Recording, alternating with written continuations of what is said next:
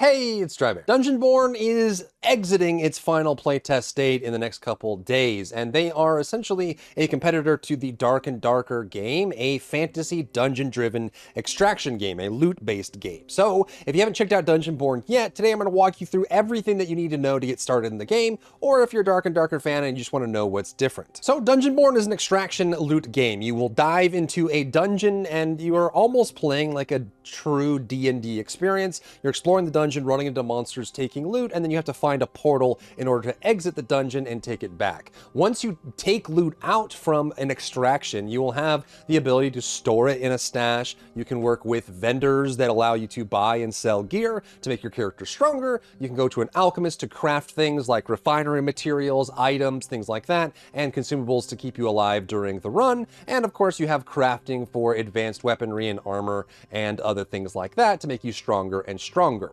Once you get stronger, you will start with a weaker queue in Dungeonborne, the castle area, but you can move up to Sinner's End, which gets harder and harder. You can even do the classic version, which is even harder for both of these. And there's also going to be a special game mode called the Mithril Order, and you can also do PvP as well, team deathmatch with other players in the game, which means it is a PvEvP game. You're going to be fighting monsters like zombies, skeletons, all those kind of creatures all throughout the time that you're running through the dungeon, but you also will have other players around you that will try to extract with your loot or with their loot as well. And one of the cool things about Dungeonborne is they have a much wider variety of enemy types, in my experience, than Dark and Darker. So there's a lot of different enemies to face. There's tons of mini bosses and bosses that all have their own mechanics and different encounters, hit chains, and mix-ups. So the PvE is actually quite engaging and quite intense for a game of this style. Now, before you get started, you need to select a class. And currently in the game, you can have all of these character slots filled out. I have one for every class right now, but you will need to select one, and you'll be progressing them separately as a character would in an RPG. So you have the choice of fighter, priest, rogue, Pyromancer, Death Knight, Cryomancer, Swordmaster, and the recent released Druid, which just came out like a day ago for that. So let's quickly run through these classes, a very high-level overview, so you can understand what it is that you're going to get out of each of them and which one you might want to start with. The fighter is your typical D&D fighter. They have a mix of weapons that they can use. They can do a whirlwind spin to win attack, and they have a really nice charge that they can move to clear distance as well. And they also use shields effectively in this game. Not only can you block with shields, but you can also attack with them as well. So in part of your hit chains and melee, you'll be thrusting the shield into their faces, and based on where you hit them, you can have different effects that come of that. So if you want a well-rounded class that uses most weapons in the game, is very flexible, and kind of get in the face of enemies and still hold their own, then fighter's the choice for you. Priest does holy magic. They have a heal and a self buff for themselves or others. So if you're playing in a group, priests are awesome for this, but they also have some holy magic that they can use and some nice little passives that work in their favor as well. They have some decent AoE, though not quite as much AoE as the Pyromancer or the Cryomancer, or maybe even the Death Knight, depending on how you play him. But the priest does have a lot of really nice debuffs, buffs, and control, plus some self-healing, which means that they can combine that with the consumable healing they have in the game and be a little bit more risky than some of the other classes because they have that ability to recover HP. The rogues are your traditional rogue archetype, the assassin. They have tons of ways to get in and out of the fight, and as you would expect, they do have a vanish ability, which means they can go stealth for 15 seconds. Now, you're not completely invisible. You have a shimmer effect gone over your character, so people can pretty much see you, but if you move slowly or you're very careful, they'll walk right by you. So it depends on how you position, but if you're running full speed through a hallway, they're going to know that you're there based on the shimmer that they're showing. Now, what's interesting about the rogue class in Dungeonborne is there are actually back attacks in this game, so you can actually get behind someone. You'll trigger a special attack animation, which will do bonus damage, and on top of that, instead of having like some poison effect or some explosion effect, what they have is kind of different. They have a petrify effect, so they can activate this ability, petrify the target on their next hit, which turns them to stone and makes them invulnerable to damage, but the next source of damage that that person takes will break them out of the stone. So what you can do is you can stealth up to them, petrify them, get get your buffs, pop your potions, get behind them, and then get a back attack on them to start the fight, which can be a little bit more in your favor and is a little bit different than what we'd see normally from rogue classes. Next is the Pyromancer, and as you'd expect, they control fire magic, and they have a lot of really nice ranged attacks. Of course, they are a little bit squishier than some of the other characters, but they do use all manner of magic weapons, and you can even use like frost or lightning weapons if you want, but their core kit revolves around Pyroblast and Fireblast. Fireblast is a longer cooldown, which has a shockwave of fire that knocks enemies back, so it can be useful for controlling space. And then Fireblast has two different usages. If you use it at state, like it's a charge up ability, if you use it at the first charge level, you'll shoot out a bunch of little heat-seeking flame balls, and if you charge it up all the way, it turns into a big, massive fireball that explodes on impact, and gives you a lot of flexibility between the knockback and the projectiles to have some really strong ranged gameplay. The Death Knight and the Cryomancer are both undead characters, and they have a special resource that they use as undead characters that is kind of like mana, except the only way to replenish it is to suck the life force of enemies. So when you kill a natural like enemy, a mob inside of the dungeon, they'll drop these green orbs that will refill that meter for you and you can use it. So they are kind of purveyors of death, and they use that in order to be able to cast their abilities. The Death Knight is kind of like a World of Warcraft Death Knight. They have slappy hands, which is Soul Shroud. It creates a whole bunch of slapping skeleton hands all around them, which does a bunch of damage. And in a huge shocking turn of events, I didn't think any game like this would do this, but they also have Death Grip, Grasp of the Grave.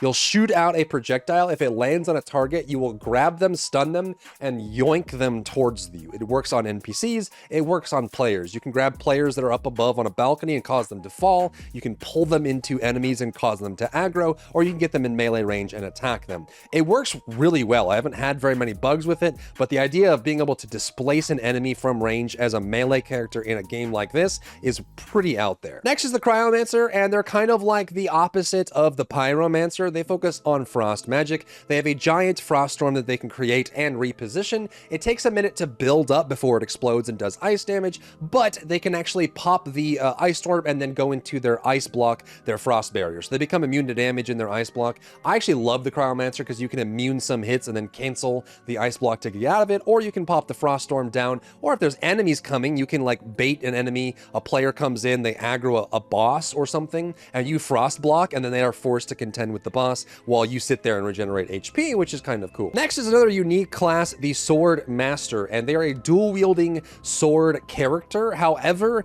what's unique about them is they use swords as consumables for their abilities, which is super weird and out there as well. So both their abilities, Psionic Blades and Whirling Blades, in order to cast Whirling Blades, it creates a little tornado of blades around you. In order to cast this, you have to consume an actual sword that is in your inventory. So when you start your Swordmaster, the base kit, there's 4 extra common quality, like trash quality swords sitting in your inventory, and they have a special inventory in their inventory area for 4 more swords. They have 8 swords they carry with them, and the damage of their ability goes up based on the quality of the swords that they're using. Their other ability, which is Psionic Blades, they can charge up to throw up to 4 swords at once. This will consume the swords. You won't be able to pick them back up again, but they basically use real swords, like actual weapons, as consumables for their abilities, and the better the sword you're willing to sacrifice, the more damage it does, which is pretty wicked. And lastly, they just added the Druid, which transforms into a panther and has abilities as the panther,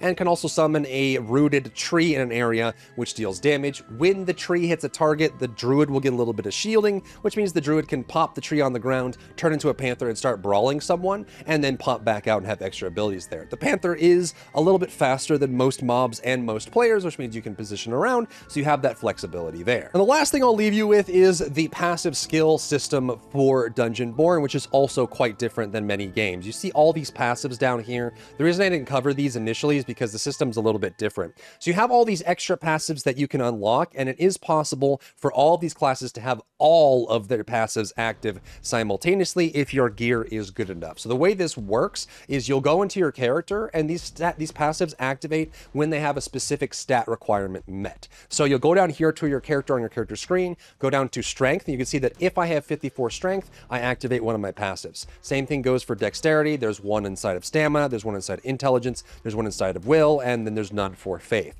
So for each of the characters, based on the gear that you get through your accessories or through your armor and other things like that, you can increase your stats enough to activate these new passives, and some of them are wild, like giving an extra charge of your ability, causing tons of extra things to happen, bigger explosions, CC effects, bonus damage, things like that. So there are true passives, but rather than choosing like 1 or 2 talents like you would in Dark and Darker, you're able to choose which passives activate based on how good your gear is. And if you're starting with basic gear with low stats, your class is going to be a little bit weaker, which I think makes the entry-level matchmaking a little bit more clear. Now, like I said, there is heirloom crafting, so you can get these weapons and armor, and these go up in quality as well, so you can get bonuses there. And you'll do this by getting the craftable materials from either diving or from a merchant. You have the alchemist here, which you can use to buy potions. When you're in the, a dungeon, actually, you'll get this consumable Cloudy Life Essence, and you'll be able to turn that into any potion that you want. And trust me, you end up getting a lot of Cloudy Life Essence. You can very easily fill up on these consumables the next time you dive down into the dungeons. And you can also buy potions. There's some really cool potions. So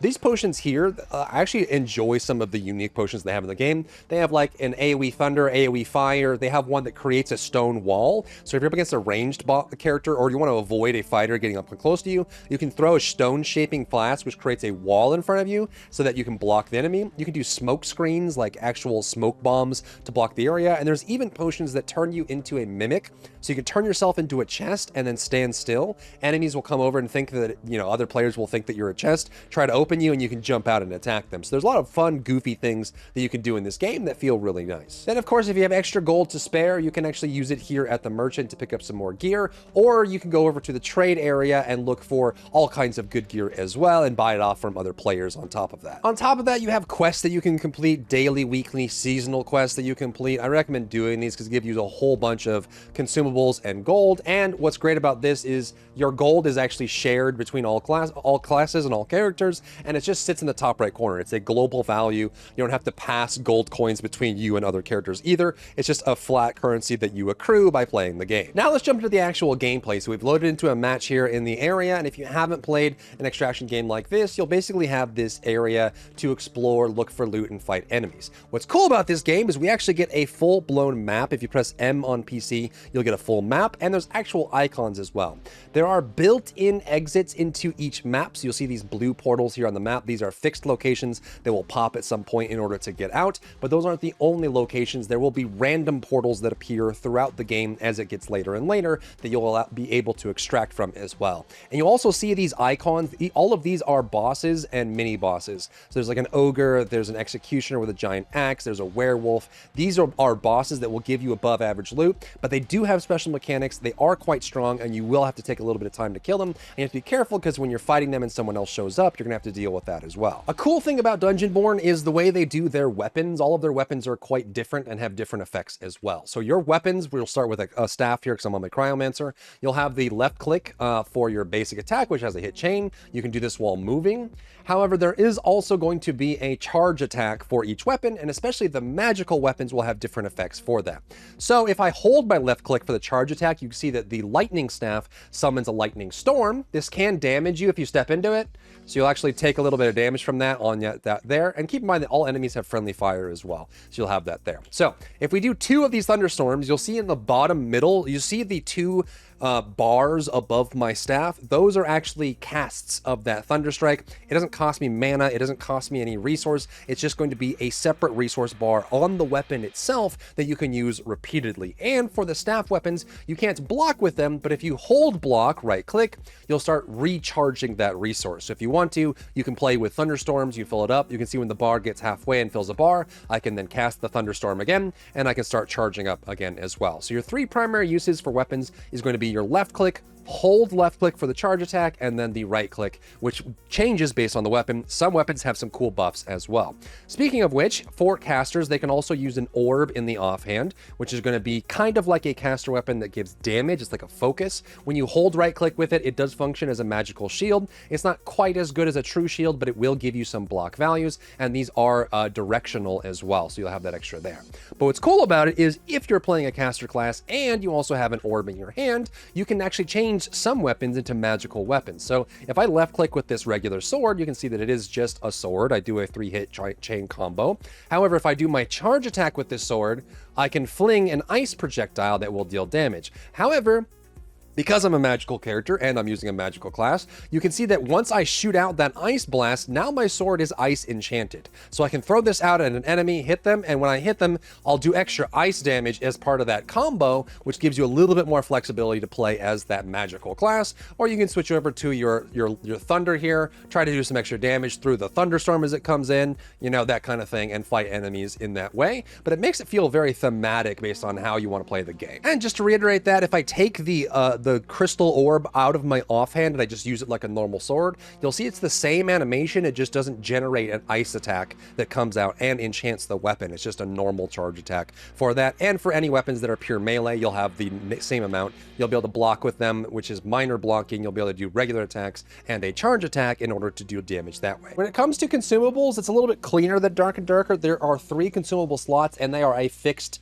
button press. So there's 3, 4, and 5. You swap between those. You don't have to cycle through your belt, and you can keep things in your inventory and slot them through that way. And then there's a dedicated key for your torch, which is G. If you press G at any time, it'll bring out the torch. You can actually throw the torch to create some light in a dark area if you need to by hitting right click to throw it. And of course, you can go pick that back up if you want to keep it with you or hold on to the torches that you have. Next, you have your 2 abilities, which are going to be bound to Q and E. These 2 here, these are fixed. You're not going to be swapping these per classes, which tells me that they probably want to end up having more classes than something like Dark and Darker because they're going to be more like fixed abilities. You're not going to be swapping them in and out, but you can press Q in order to create that. This is the storm that you can use as part of the Cryomancer. Start the cast and you can cancel it as well. And you can create it, you can make it move before it ends. And when the storm finishes, it creates a giant blizzard. And the other one is going to be your E button, which turns you into an ice cube, which you can cancel early if you like to. So all of the classes are going to have 2 abilities, Q and E. They have their own cooldowns. And of course, you can modify these by activating the passive effects by getting more stats on your build. Then you'll just be exploring based on your class, trying to kill off any enemies that you find and try to avoid players that you'll see. And again, you can use the map to navigate if you absolutely need to, and try to pick up as much loot as you can along the way. By the way, those green orbs are the undead mechanic that I was talking about earlier. Some enemies, like the ghosts, can be really hard to see, so you have to be very careful about how you move around the area because they will flicker in and out of existence. You'll also find buffs and shrines all over the map that look like this, little finger people, and an extra buff here. Based on the color, you'll be able to tell what buff it is. There's bonus damage, health regen, mana regen, movement speed, all kinds of these buffs which can help a lot, or healing, things like that, which gives you a nice big advantage in some areas, and they're pretty easy to collect and pretty fast to collect as well, so they are worth grabbing. Then about halfway through the time, it's kind of random, you will get these random exits. So unlike the fixed exits that we talked about on the map, there are random exits that look like this. There's 2 things you need to know about these. First is you need to actually activate them and channel them to open them. They don't do anything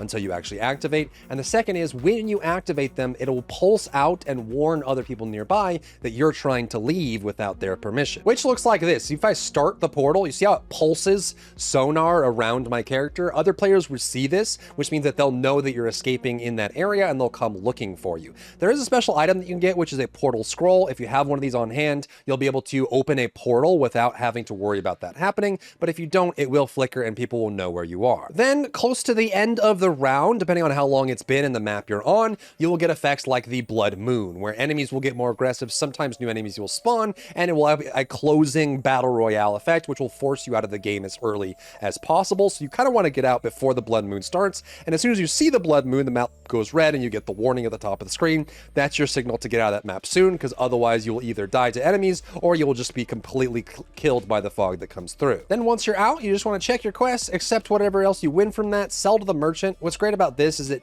you can sell so incredibly fast with the items that you have, and you can just press tab at any time, throw in your items that you earned from the mission into your stash, and this is shared between characters by default, which is cool. You can even buy multiple stash tabs if you want based on the gold price that it is, so you have tons of different options there for that. And that's it for Dungeonborne. It's pretty straightforward but super fun and is a nice polished game to check out if you're interested in dungeon extraction games. And if you have other questions or other content you'd like to see from me, drop it down below. If you found value in today's video, leave a like down below, leave a comment for the algorithm to help this video get seen by more people, and don't forget to check out my other channels for other content and other stuff and other things.